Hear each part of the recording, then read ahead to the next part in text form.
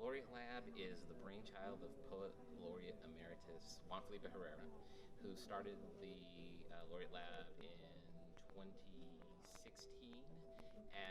But he had been thinking about it for a while as a way to give back to Fresno and get poetry and experimental projects into Fresno State. Juan Felipe is the embodiment of the collaborative process. He wanted us to see how we can work through all of the voices, all of the ideas, all of the schema that we were bringing into trying to make something with the card catalog, but more importantly, how can we make a project that was also collaborative to the community, and how people can come in and engage with something that is non-traditional, that they can actually get their hands in versus sit back and stand. So he didn't actually get to see the install, but once he saw the end product, he was, this is exactly what the Laureate Lab's for, to engage the community.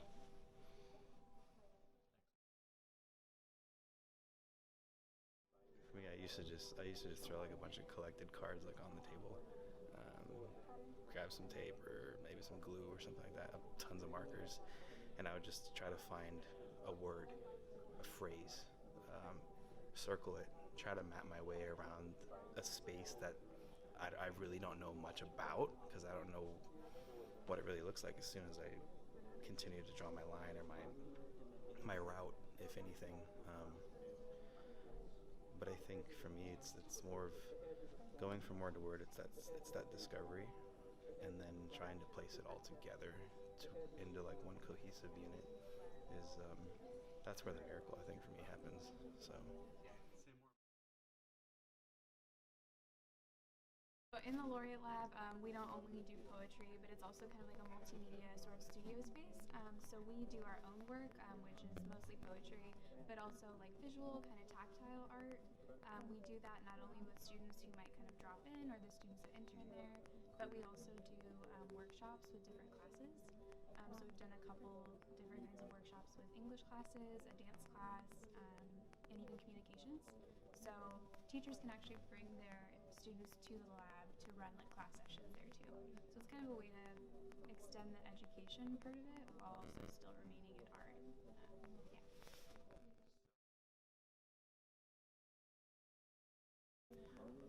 It's always a collaborative. Yeah.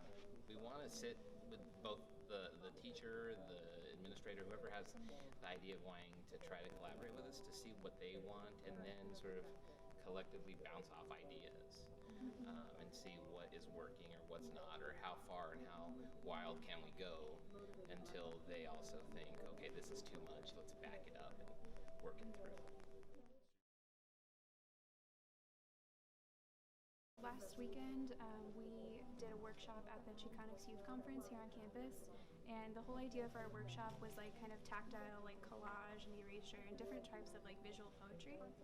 But we centered it around that idea of voice, because what we were saying and what we kind of encouraged the students to think about was that a lot of voices aren't being heard right now, like in this time in history, but also this is the time for like voices to be magnified and like to be heard. Like we need that, and we need the voices of people like these high school students at this conference. So we used erasure as a way for students to think about like, where is your voice in everything else? So if they take like a sheet of paper that has all kinds of text on it, where are they in that? So erasure is the actual process of just blocking out all the other words except the ones that you want. So in that, we're asking students to kind of sculpt their voices out of this found material. So we use both the cards, but also like pages from like magazines and things like that, to encourage students to like look for themselves among everything else, like in this kind of overstimulating information time.